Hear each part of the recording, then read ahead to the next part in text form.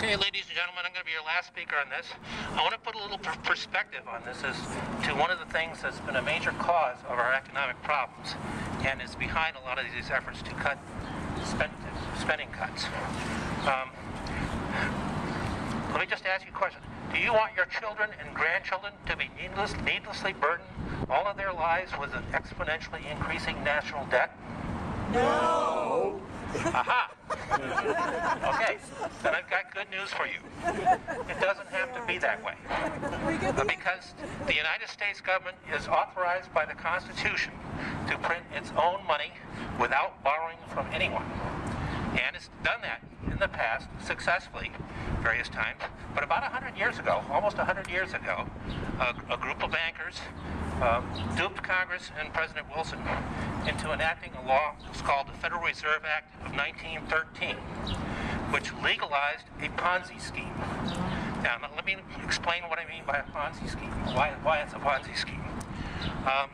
If our government mints a coin, let's say a quarter, it may cost 10 cents for them to actually make it, and so they actually make a profit when they're minting coins.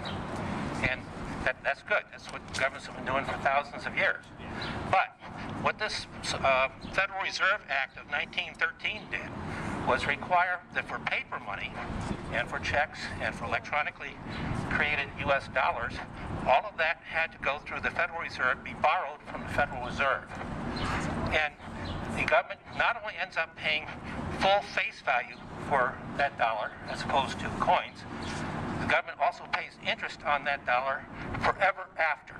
And the reason they do that is because the debt gets rolled over each year at the beginning of each new fiscal year.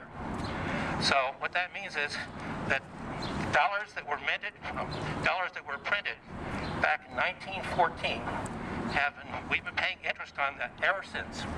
It is now up to about $25 per year that we're paying for each $1 that was printed back in 1914. And that amount increases each year because the interest rate gets compounded annually. Now, if any of you have ever seen an exponential chart or a compound interest chart, you know that it starts out kind of slow. Who's it going to? It goes to the Federal Reserve. To the banks? To the banks who own the Federal Reserve. Yeah. So the Federal Reserve is essentially a cartel of banks. And they're the ones that hold these bonds and collect the interest on it.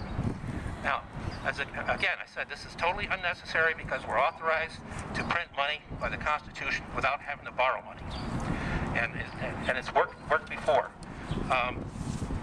Anyhow, if you've ever seen an exponential curve on a chart, it starts out slow and then it begins to get a little steeper, and then pretty soon, boy, it shoots right up. Well, we've reached the point now where, boy, it is shooting right up. Because compound interest does that.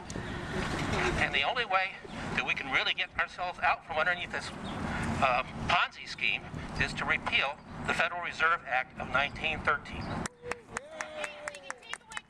Bargaining, we should take that. Okay. Now I have some handouts that I can give you a summary of what this is all about, and it also refers to a website. I'm using my website as a vehicle for publishing this article. And it was published in other articles this past 24 hours. Oh, okay. And the reason I did this, I put it on my website, is so that people can Twitter this link to my article all over the place. Try to get a viral thing going to repeal the Federal Reserve Act of 1913. And anybody that would like to have a copy of this, I've got a whole bunch of copies here. And especially if you can pass them around. Especially if you know how to Twitter, or if you have a son or a daughter who knows how to Twitter and is concerned about having to pay the national debt throughout the rest of their lives. The fact is, if we were to repeal the Federal Reserve Act, that we wouldn't default on the bonds. We'd continue to pay the bonds with interest until they're all paid off. It may take 10 or 20 years, depending on what kind of bonds they are. But every dollar that the U.S. issues after that would not add to our national debt. And it will get us out from under this exponential hammer that we have overhead. And it will also take away the Republican argument that is being used to justify all these spending cuts. They ask us, what can we do about the national debt? Here is what we can do about the national debt. If we don't do that, we have a very bleak future indeed. Thank you.